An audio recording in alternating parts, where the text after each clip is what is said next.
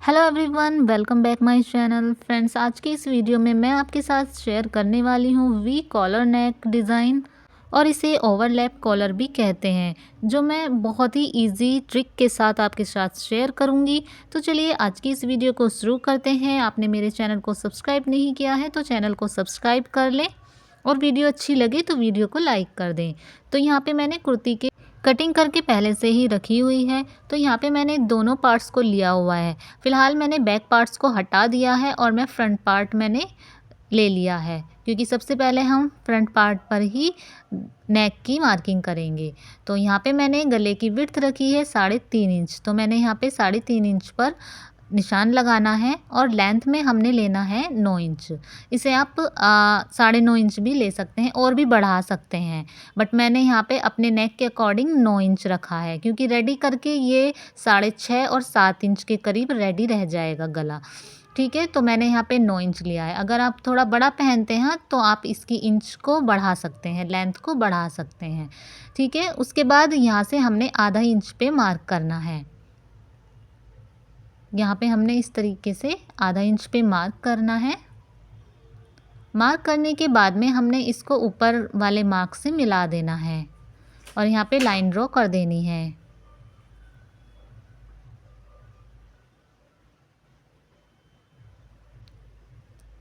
तो यहाँ पे हमने इसकी लाइन को ड्रॉ कर दिया है। अब इसकी करेंगे हम कटिंग। नीचे की साइड से हमने आधा इंच विड्थ ली है और ऊपर से 3.5 इंच की विड्थ ली है। इसको कटिंग कर देंगे।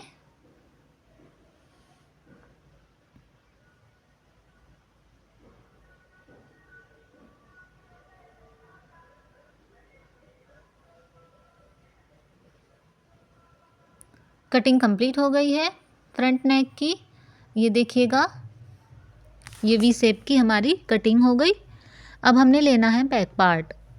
अब बैक पार्ट में हमने किस तरह से विड्थ रखनी है, 3.5 इंच, जैसे हमने फ्रंट में ली थी उतनी ही रखनी है। और इसकी लेंथ जो रखनी है वो हमने बस आधा इंच ही लेनी है। तो आधा इंच पर ही मार्क रखना है, क्योंकि यहाँ से कॉलर आ जाएगा, और यहाँ से हमने राउंड देते हुए मार्किंग कर लेनी है। अब इसी पर ही हमने इसकी कटिंग कर देनी है।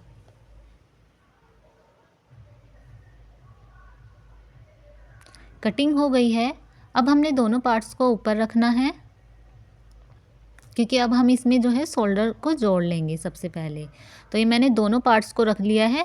बैक पार्ट्स के ऊपर फ्रंट पार्ट को रख के अब इनके जो शोल्डर्स हैं वहाँ पे इस तरीके से सिलाई लगा लेनी है। सिलाई मैं यहाँ पे डबल लगाऊंगी, तो यहाँ पे डबल सिलाई लगा के मैंने यहाँ पे रेडी कर लिया है। ठीक है, अब हमने क्या करना है, यहाँ पे कॉलर को नापना है कि हमें कॉलर के लिए कितना कपड़ा चाहिए, कितने इंच का हमें कॉलर चाहिए। तो मैं यहाँ से नापूँगी, और यहाँ से नाप के हमने इस तरीके से घुमा लेना है, बैक साइड से लेते हुए इस तरह से, और फिर साइड से लेते हुए जहाँ तक गले की लेंथ है वहाँ तक ले लेना है। तो ये आ रहा है मेरा 25.5 के करीब आ रहा है। तो मैंने इसको पूरा 26 ले लिया। उसके आगे से हमने 4 इंच एक्स्ट्रा भी लेना है, क्योंकि 2-2 इंच दोनों तरफ से हमने एक्स्ट्रा चाहिए। तो मैंने यहाँ पे 26 इंच का पूरा 30 इंच ले लिया है। तो यहाँ पे मैंने इस तरह से जो पट्टी ली है, ये मैंने लेंथ में ली है 30 इंच की, और इस तरह से चौड़ाई में ली है मैंने ये 3.25 इंच। आप इसको 3.5 इंच भी ले सकते हैं। ठीक है, अब हमने पेपर पेस्टिंग ले लेनी है, जिसकी लेंथ हमें 30 इंच रखनी है, और इसकी चौड़ाई जो लेनी है वो हमें 1 इंच लेनी है। तो ये पेपर पेस्टिंग को हमने पेस्ट करना है। उससे पहले हम ये जो फैब्रिक हमने लिया है 3.5-3.25 इंच का, इसको पहले हमने डबल करके प्रेस कर लेनी है इस पर। इससे हमारी क्रीज बन जाएगी, और हमें निशान उस मार्क से ही हम उस पेस्टिंग को पेस्ट कर देंगे इस पर। ठीक है, मैंने डबल में पहले इसको प्रेस कर लिया। इसके बाद ये देखिएगा, अब ये क्रीज़ बन गई है। अभी क्रीज़ से ही टच करके सेंटर में मिलाते हुए मैं इस पर इसको पेस्ट कर दूंगी। ये देखिएगा इस तरीके से। और जो साइड में जो फैब्रिक बचा हुआ है वो हमारा स्टिचिंग में काम आएगा। जो ये आधा इंच के करीब फैब्रिक है, ये पेस्टिंग, ये इसे मैं एक तरफ से तो फोल्ड कर लूँगी इस तरीके से। तो इस तरीके से ये हम फोल्ड कर लेंगे इस तरह से। और दूसरी तरफ से हमने फोल्ड नहीं करना है, दूसरी तरफ से अच्छे से हम एक बार और प्रेस लगा देंगे इस पे।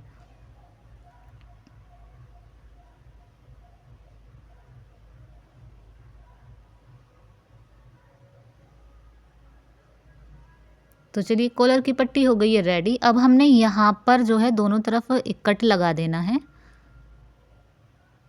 ये दोनों तरफ हमने कट लगा दिया। अब यहाँ से हमने इसको पट्टी को स्टिच करना शुरू करना है। तो चलिए मशीन पर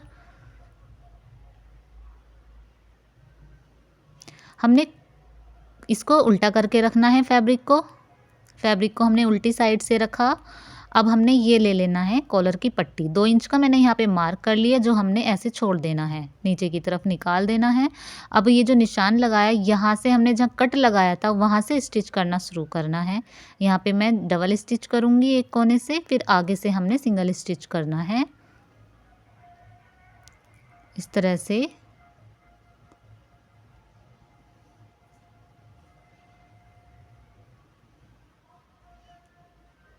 इस तरह से और इसी तरीके से हम बैक साइड में घुमा लेंगे इसको।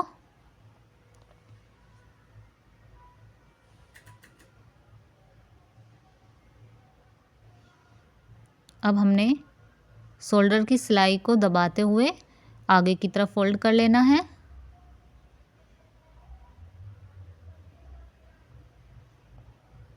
इस तरह से। अब जहाँ पे दूसरी तरफ हमने कट लगाया था वहाँ तक हमें सिलाई को रोक देना है। तो ये कट आ गया यहाँ पर, यहाँ तक मैं इस सिलाई को रोक दूँगी। यहाँ भी मैंने डबल सिलाई लगा दी। ठीक है, मशीन से हटा लिया।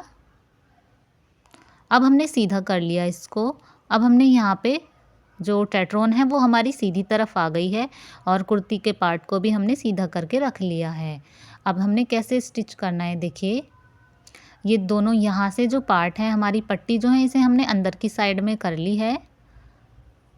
ठीक है, एक साइड को हटा दिया, एक साइड को हमने पहले अंदर की तरफ कर लिया। अब जहाँ से हमारा कट था, यानी मार्क्स जहाँ से हमने पट्टी को स्टिच करना शुरू किया था, वहाँ से हमने ऐसे सिलाई लगाना शुरू करेंगे। ठीक है, अब जो ऊपर की तरफ सिलाई आ रही थी उसे हम दबाते जाएंगे। टेट्रोन वाली पट्टी में जो पेस्टिंग वाली पट्टी थी उससे दबाते जाएंगे और फिनिशिंग के साथ यहाँ पे किनारे पे सिलाई लगाते चले जाएंगे। ये बनाना बहुत ही आसान है।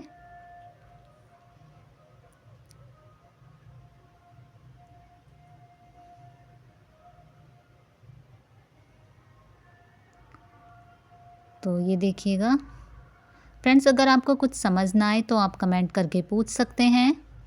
और आपको मेरी वीडियो अच्छी लगे तो प्लीज़ वीडियो को लाइक करें और चैनल को सब्सक्राइब कर लें। तो यहाँ पे हम आगे की तरफ आ गए हैं दूसरी तरफ से। ये देखिएगा,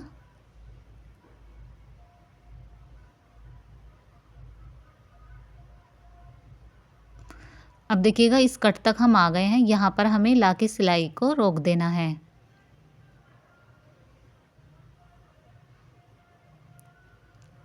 ये देखिएगा सिलाई रोक दी है। अब ये दोनों चीज़ें हमने ऊपर की तरफ निकाल ली हैं अभी ये पट्टी को। ठीक है, तो अब हमें क्या करना है, देखिएगा दोनों पट्टी को बराबर कर लेना है, क्योंकि ये एक एक्स्ट्रा हो रही है तो इसे भी मैं बराबर कर लूँगी। अब पहले एक पट्टी को हमें अंदर की तरफ कर देना है। ठीक है, अब उसके ऊपर से ओवरलैप कर देना है दूसरी पट्टी को इस तरीके से। तो ये दोनों पट्टियाँ जो हैं कॉलर की ऊपर नीचे आ जाएंगी। इस तरीके से यहाँ पे सेट कर देना है इसको।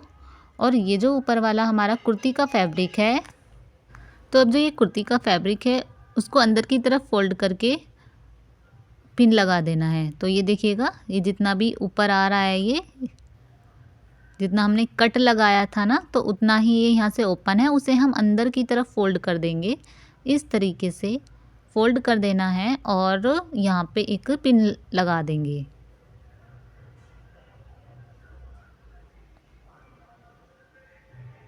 पिन लगा दिया, ये अच्छे से सेट हो गया। अब हमने यहाँ पे इस पर सिलाई लगानी है। तो जहाँ से हमने सिलाई छोड़ी थी वहीं से रख के ऐसे घुमा देनी है हमने सिलाई। तो देखिए यहाँ से हमने सिलाई छोड़ी थी, यहीं से हमने शुरू कर देनी है सिलाई को। और यहाँ से मैंने पिन हटा लिया है। यहाँ पे लाके हमने घुमा देनी है इसे सिलाई को इस तरह से।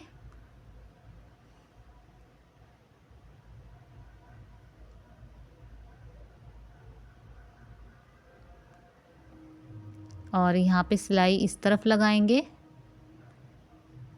और फिर हमने इसको वापस लेना है, एक टाँका वापस लेना है हमने इसको, और फिर वापस दूसरी तरफ ऊपर ले आएंगे थोड़ा, और इस सिलाई को हम यहाँ पे डबल चला लेंगे।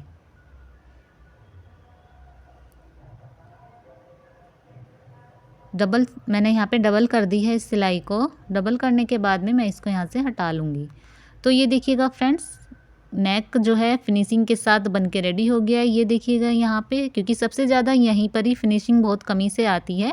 तो देखिएगा यहाँ पे किसी भी तरह की कोई भी रिंकल्स नहीं है और अच्छे से फिनिशिंग के साथ ये गला बन के रेडी है, ये देखिएगा। और बैक साइड में जो ये दोनों पट्टियाँ हैं, ये इनको हम कटिंग करके थोड़ा बराबर कर देंगे, जो एक्स्ट्रा है उसे कटिंग कर देंगे। तो ये देखिएगा फ्रेंड्स, अब इसकी लेंथ मैं नाप लेती हूँ गले की। तो ये देखिएगा इसकी जो लेंथ, जैसे कि मैंने बोला था 6.5 इंच पर इसकी रेडी लेंथ रह गई है, 6.5 इंच। यहाँ से आप चाहे इसमें सिलाई भी लगा सकते हैं, मगर मैं इसे ऐसे ही छोड़ूंगी क्योंकि ये ओवरलैप है और बड़ा भी नहीं है, गला एकदम फिट है। अगर आप इसकी लेंथ बढ़ाना चाहते हैं तो आप बढ़ा सकते हैं। फ्रेंड्स, आपको ये गला कैसा लगा कमेंट करके ज़रूर बताइएगा।